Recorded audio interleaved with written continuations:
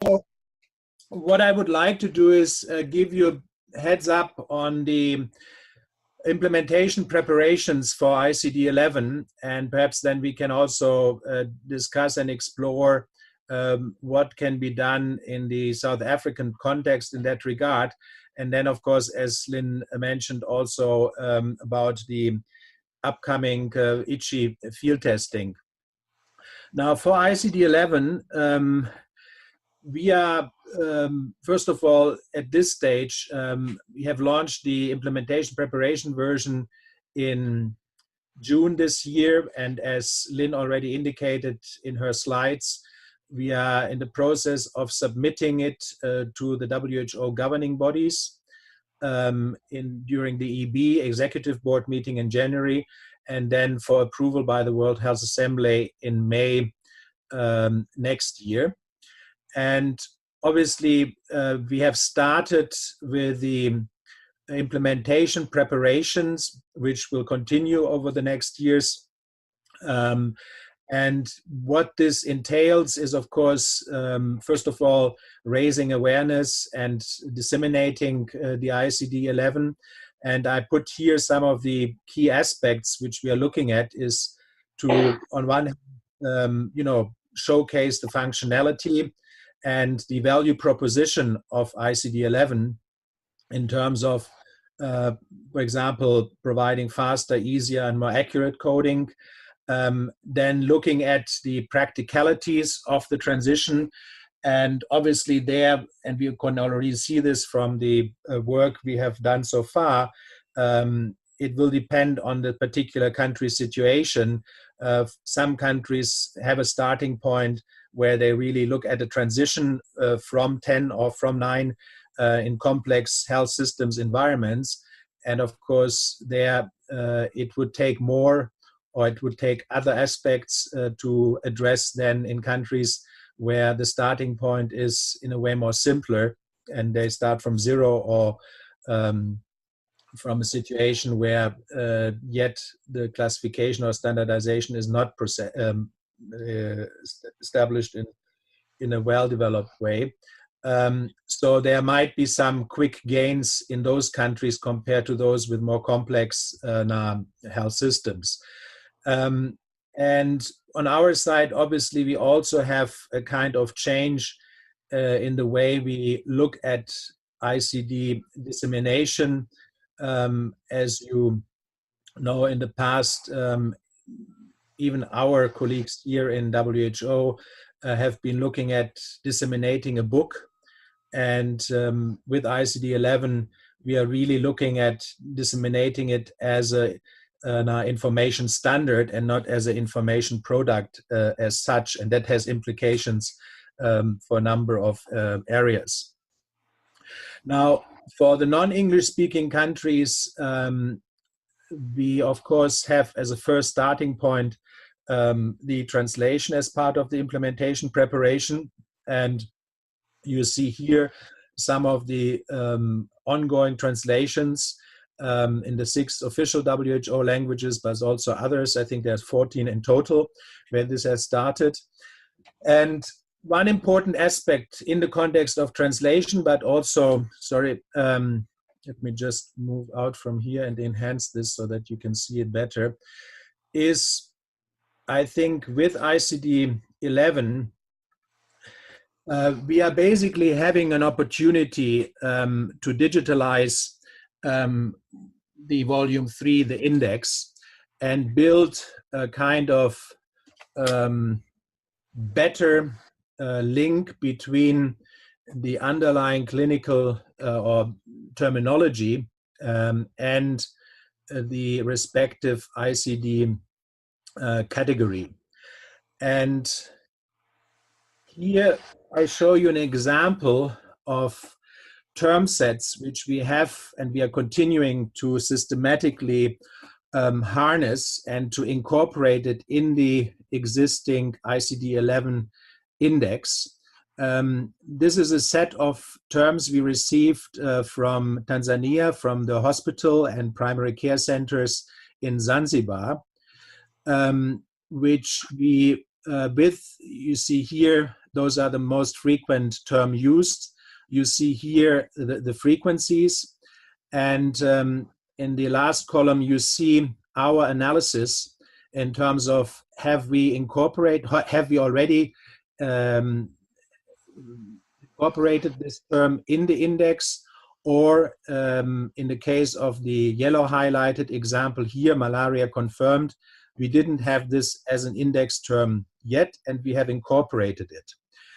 And we have done this already for Tanzania and quite a number of other countries in the context of field testing.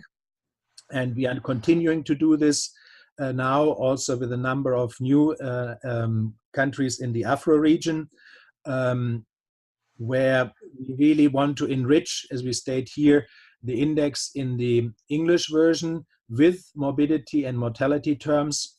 And the same goes for, of course, other language versions as we proceed with the translation. So, for example, in Spanish, we have this now with the Pajo region, where we are also incorporating these kind of term sets.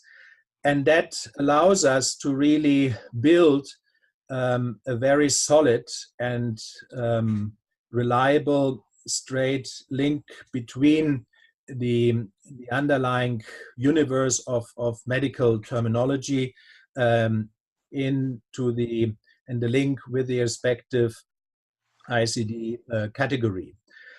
So, for example, I mean, we had from statistics, from the Australian Bureau of Statistics, got a set of about 1,000 most commonly used terms in their cause of death certificates, and we are running this automatically against the index, and then we see where there is an overlap or underlap, and go through a kind of validation afterwards. And by doing that, of course, we also see in some cases where there has been a kind of what we call local term variation, where synonyms could be, for example, added. In the past, where we were working with a paper-based version of ICD, this has been a kind of lengthy and complicated process, but thanks to the technology we have now, it is pretty easy and fast to incorporate this and to really increase the coverage and precision of the coding with ICD-11. And to give you one example for the local term variation, we have seen that in ICD-11 you have a category which is stage 5 renal failure. You won't find that particular expression used in cause of death certificates in Australia. Sorry?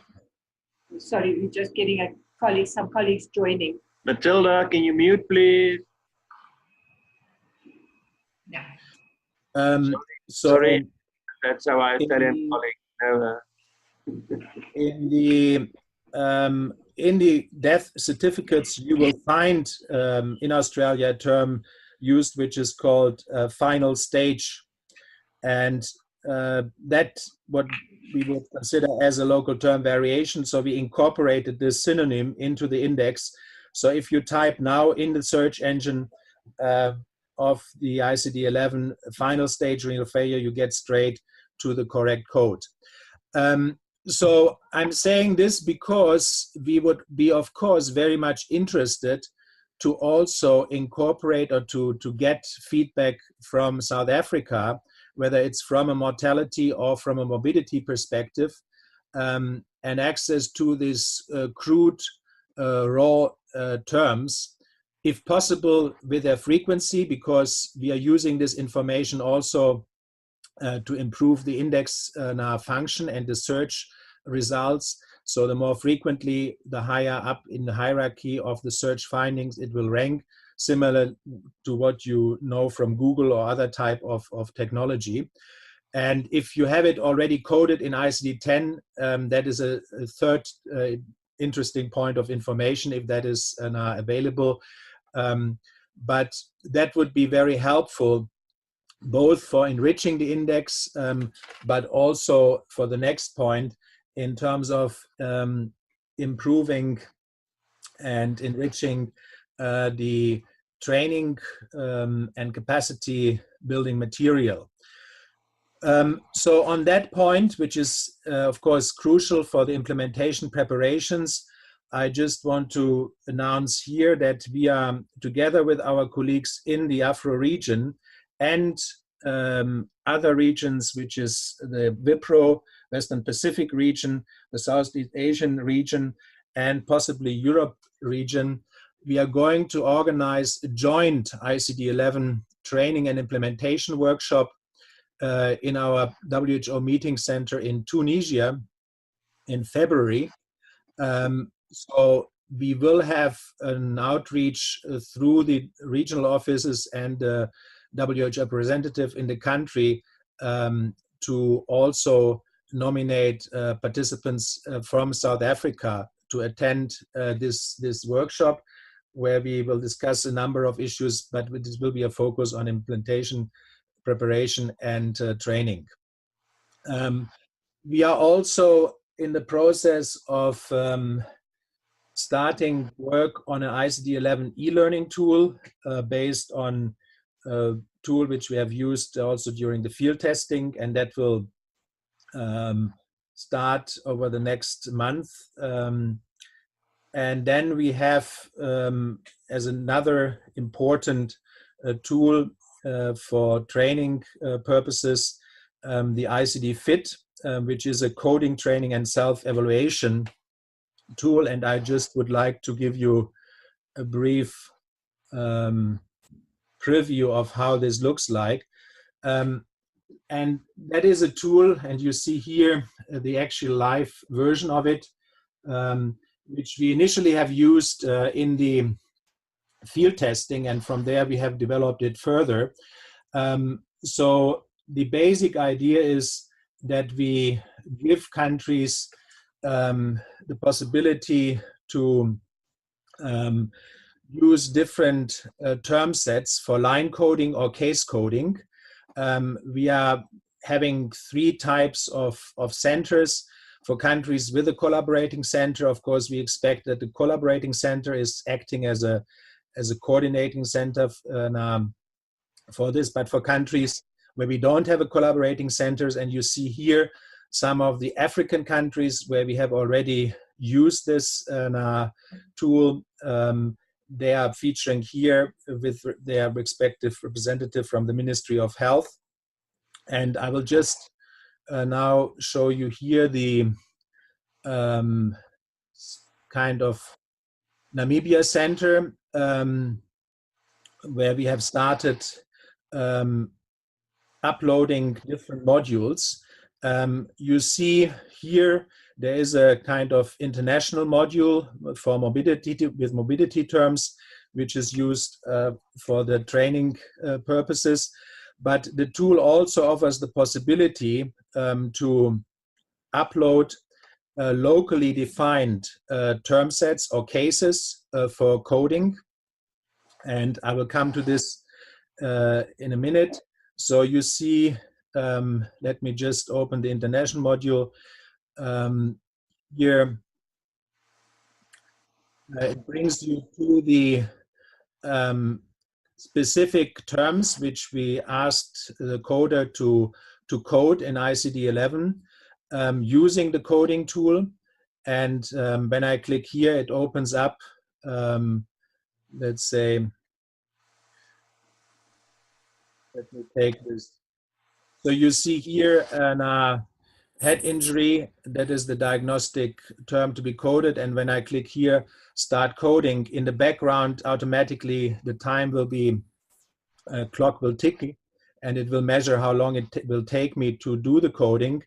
At the moment, you see here, we have these 4 code fields, and there are some additional questions which we're asking in terms of whether there was any difficulty encountered, etc. And there is a link at the moment to the coding tool for ICD-11, and you are then basically required to copy and paste the code into the code field here.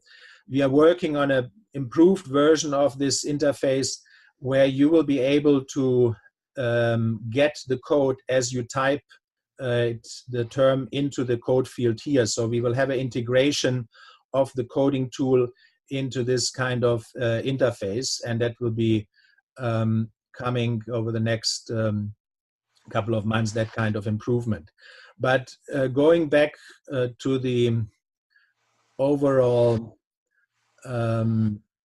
modules. Sorry, can I ask a question? Sure. Those tool you just showed now, that's the previous example. Does it take into consideration the modification rules too?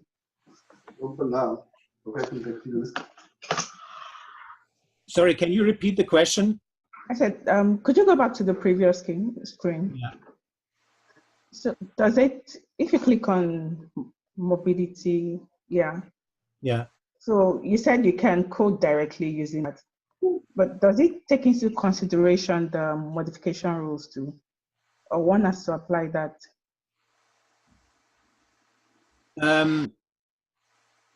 You will, you refer to specific coding rules? Yes. Well, the coding rules as such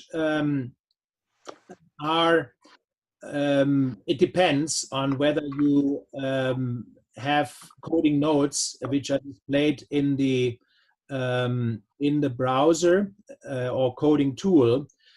For example, that, if you have, let's say, a term of preterm pregnancy with a complication, and you are then finding in the browser a node which indicates that you should first code the weight before the complication, or vice versa. So these are written nodes which you find displayed in the browser. But for other areas, it will be to a certain extent automated. So, for example, if you think of the Dagger Asterisk convention in ICD-10, we are having a kind of more, I would say, enhanced and more systematic use of this notion, which I guess Lynn may have explained in earlier presentations, which is called post-coordination. So you can combine, or you can do cluster coding between multiple stem codes, for example, diabetes with a type of diabetes with chronic or particular types of complication, acute complications, or you can add additional detail to an existing stem code or pre-coordinated code, what we call it. And for this, we are really building into the coding tool a kind of automated index, or incorporating these, what we call extension codes, into the index functions, so that you don't even need any more rules to tell you what to do, but it will be done automatically.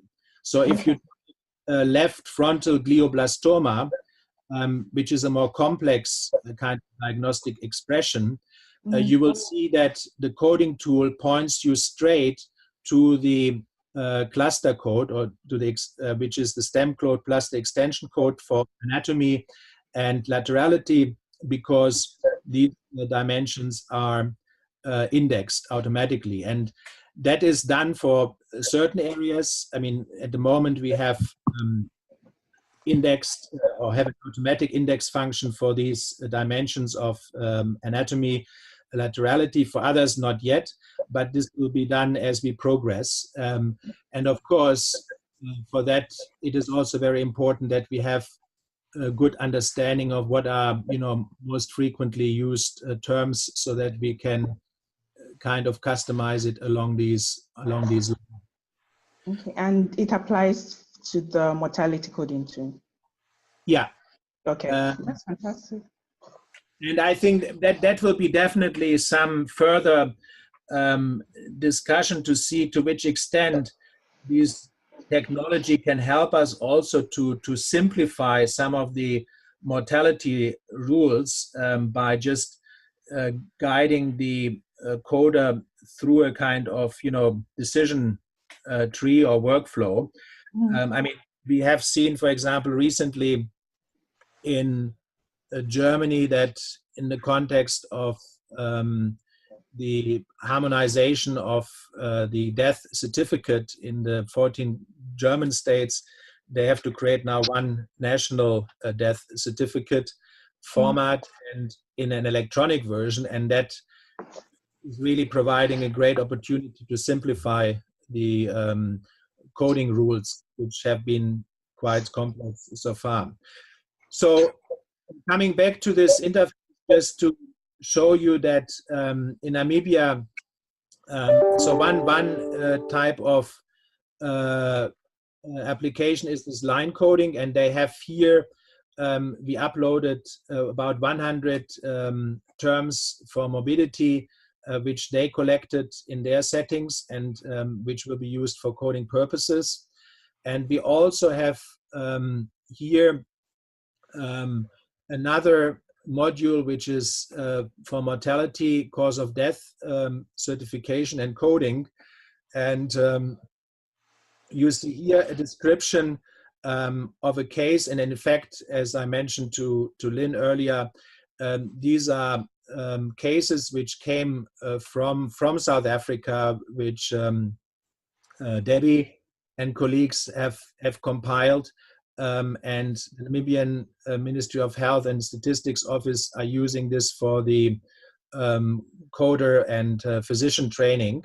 And here, of course, you see a kind of two-step approach. So the first step would be for the physician to extract from this description the immediate or causes of death, and then have it coded in ICD-11 and identify the underlying cause of death in line with this kind of mirroring of the international death certificate form. And obviously, we are quite interested here to collaborate both with Namibia and with South Africa in identifying the kind of what we would call the gold standard, so that, and this brings me to the next point, we can give the coder an immediate feedback on how he or she is doing in terms of their code assignment when compared with the gold standard. So when I go back to the home page, you will see that there is a dashboard function, and when I click here, a new window opens up, and I can then, you will see that as I open this up, I can select my center. So in this case, it's our regional office in Eastern Mediterranean for the Arabic-speaking countries. And I have here the module, and I can select here a specific diagnostic term, or in future also a case. And I will get then immediately here the indication how I did. So in that case, for multiple drug-resistant tuberculosis, my code assignment was matching with the gold standard. And you see here in this group, we had now 6 coders in total, and there is here a variation of this of their code assignment. And it gives me also an overall performance score in terms of coding accuracy, how I did for the overall term set, and where do I rank compared with the other participants. And so if I go here, and you see here I undercoded. The gold standard includes an extension code. So that is, and 4 of the others were right, I was wrong. So that brings me back to the point that obviously in order to refine this, it's very important that we have a discussion around how we compute the kind of performance score here. And you see in this slide the current algorithm which we are using and the weights to assign this. And that will be some kind of discussion we will continue to have in the Education and Implementation Committee to circulate this and seek feedback from countries in terms of how we can refine this kind of methodology and how much weight we should give to undercoding or overcoding and the typology of errors you can have. And obviously, the idea is that if you upload these kind of nationally defined modules, they should be all pre-coded and with a kind of consensus code assignment so that the coders or users can have immediate feedback. So that is the part of ICD FIT. Let me just briefly continue on some other important aspect. We are currently, as part of the implementation preparation, starting to pilot the ICD 11 APIs, the application programming interface. So they are already available. We are working on some kind of easier access containerization.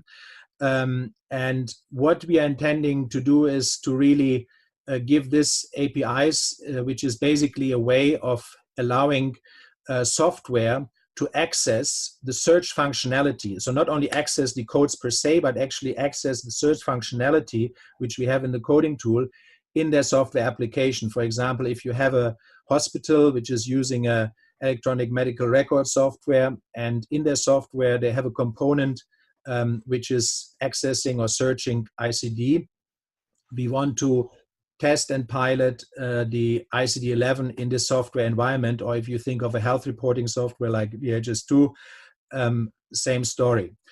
So what we have at the moment identified in the African region, a number of countries where this is going ahead, with particular with Tanzania, Zanzibar, Rwanda, Namibia, and also Kenya. And we, of course, are interested to see whether we can also have it in other countries, including South Africa. And the first step is that we are asking the countries to give us feedback, or the focal points in the ministry, about what kind of software they are using, whether it's open source, proprietary, what kind of customization possibilities are there, web-based, locally deployed, etc. Do we have access to the source code? So the idea would be that we basically get in touch with the IT experts on the ground to allow us to program the respective software and make the integration of the APIs into the software so that we can really show case what I said earlier, the functionality and value proposition of ICD-11, and gain practical implementation experience on the ground to see what does it take to do it. And of course, this is also combined with the earlier step I mentioned. Before we do this application of the software or the APIs in the software, we are asking them to submit also their medical terms so that we make sure that it's reflected in the index. So finally, all this should be become part, sorry, there's a typo here, I'm just looking at it, of an implementation, or not an implantation plan.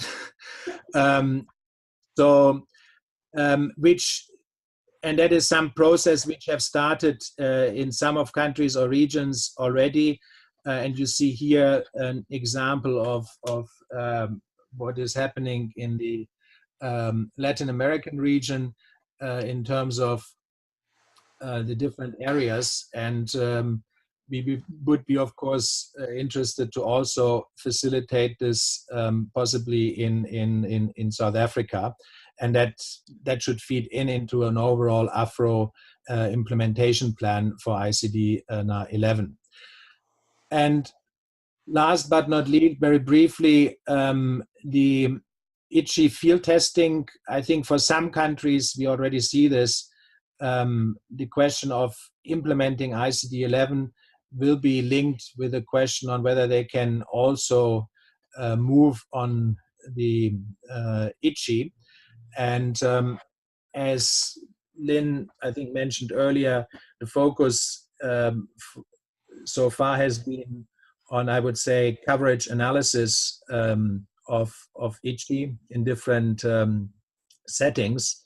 We are intending to start formal field testing next year, and there we really have to look into what are the kind of use cases we have in mind, and accordingly develop the protocols and the instruments, and then identify centers and conduct the testing itself.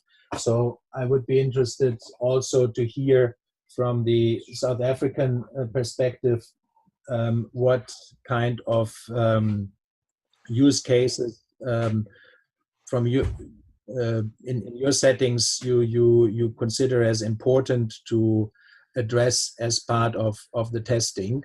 So let me stop here and back to you for any questions or comments. Thank you very much. Leonard, thank you very much indeed for that very comprehensive overview. It's really been most helpful to have much more detail than certainly we were able to provide ourselves. And so I really appreciate your time and the presentation. And so I will ask if there are further questions first in the room, and then we'll take the colleagues who are joining us virtually. Questions here? Anybody? Comments? You stop to share, please, Renat. Yeah. Okay, so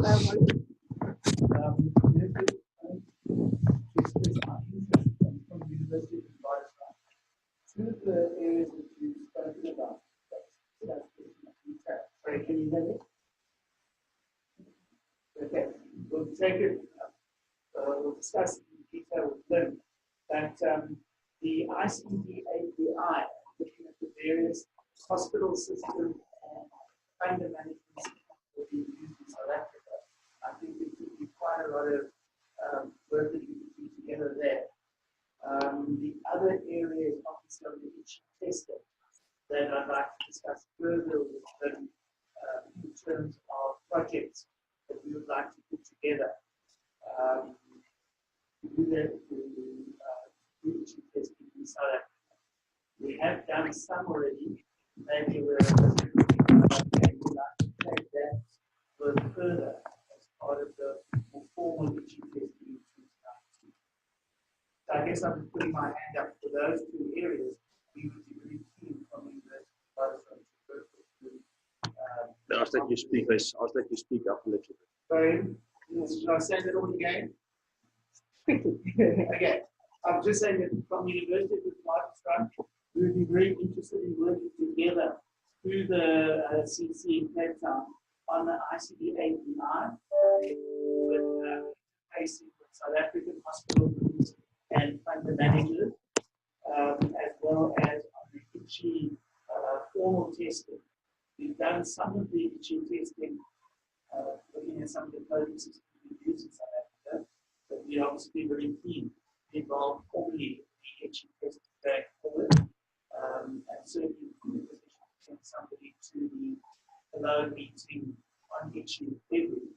Unfortunately, it happens to be the exact same week we're running an ATC teaching program in South Africa, but we'll find somebody who certainly will have a focus on ICHI today. thanks, Warwick. Any other comments? Certainly noted. Other comments?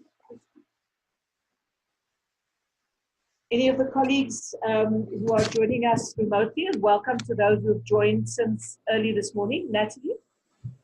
Yeah, is it possible to get copies of both yours and Nenad's slides? And then if you can also translate or just sort of type a summary of the audience, we can't hear them at all from the electronic platform. Oh, sorry about that. We will have to try. We've got mics in the room, and we thought they would be clearer. But you can hear me? Yes. When you face us, not when you look away. Okay, so we'll make Just sure probably that been working on the computers.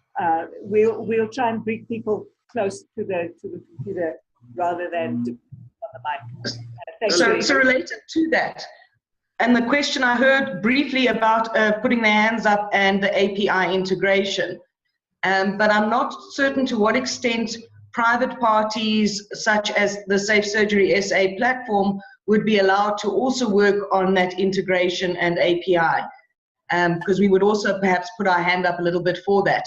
And of course, the South African market, the concern is the fragmentation, that there isn't one overall IT system. I know that there's a push from government to look at it, but I don't know how far away we are. So in the meantime, you've got hospital groups, you've got medical funders, and you've got clinical groups all building these kind of systems, luckily on interoperable platforms for the most part. Nenad, I wonder if you would comment on that general point about who could have access to the APIs, because that certainly is an important question in our environment. As you know, you and I have discussed this on multiple occasions in versions. Do you have a comment that you can give us at this point, or is this something that we need a specific discussion about? And thanks, Natalie, for raising it. I mean, in principle, the APIs are accessible to everybody. I mean, obviously, we would like to see whether it's public or private sector that people make use of it.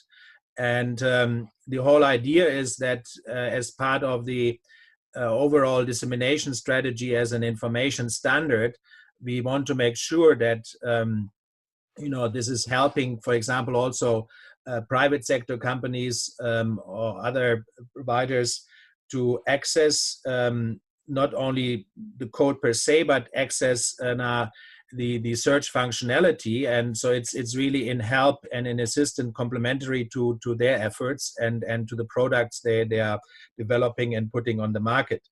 I think at this stage, now having said this, I would also say that at this stage, we are obviously talking about piloting this in the context of an overall process of implementation preparation, where we would like to have, I would say, a coordination through the collaborating center and the Ministry of Health.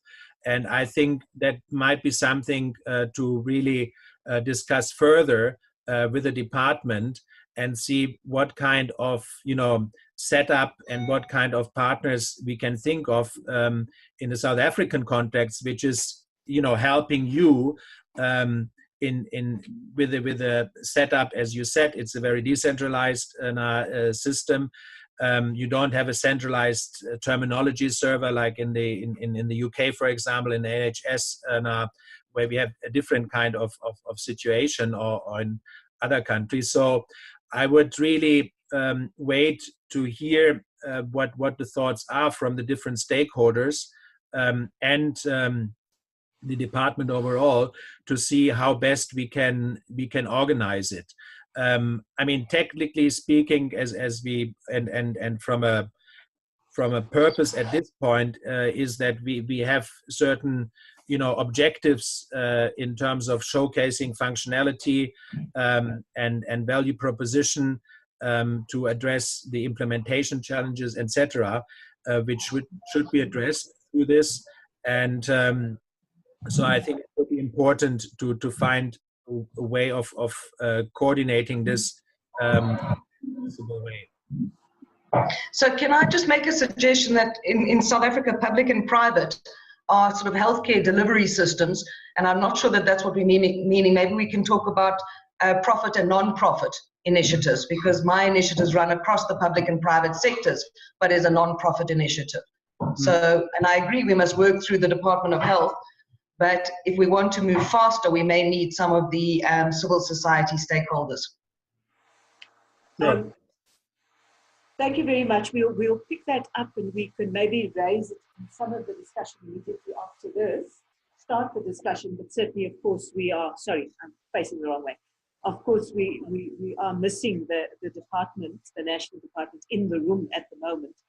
So certainly there will need to be more engagement. But again, thank you for raising it, because this is an ongoing issue that we have to deal with. Are there any other questions or comments? I have a comment, Lynn. Yes, Toyin, thanks.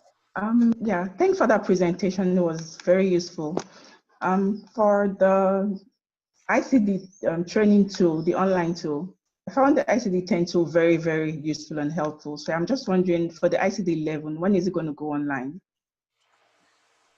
You're referring to the ICD FIT or the overall training tool, e-learning tool?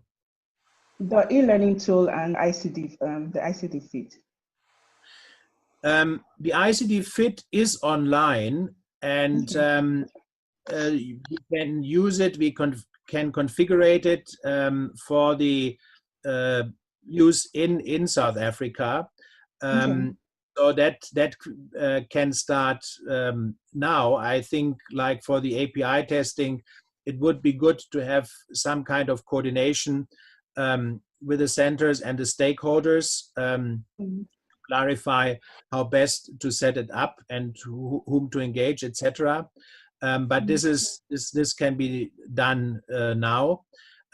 For the e-learning tool as such, this is we are now initiating the process, and we are expecting that in the first quarter of next year we will have e-learning tool available. Okay, sorry, so how do we get access to the ICD FIT? Do you go through Lynn or? Yeah, that is basically, we are setting up the accounts and the accesses, so it will be through us, but we would need to have a kind of South African center coordinator identified, who takes who has the kind of authority and responsibility to administer the platform for South Africa. So that is the kind of configuration. Because I see it's very useful for a project we're having now in the BUD. It's the National Cause of Death Validation Study. So I don't know if Lynn can.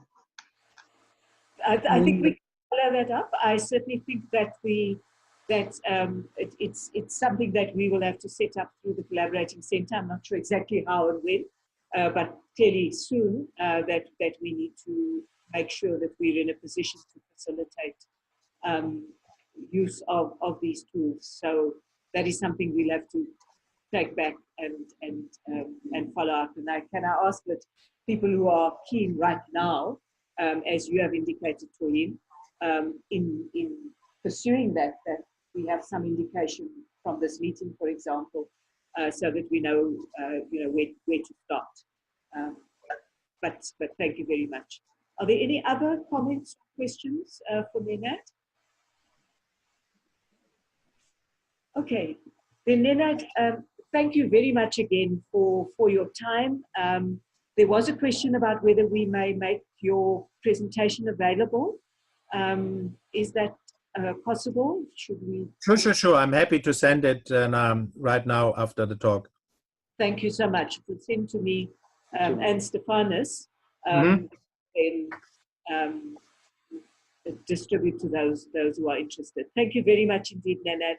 And I hope that we will be able to have a future discussion like this, maybe hopefully with particularly some of the Department of Health stakeholders and others. But we will set it up with you when we have that opportunity.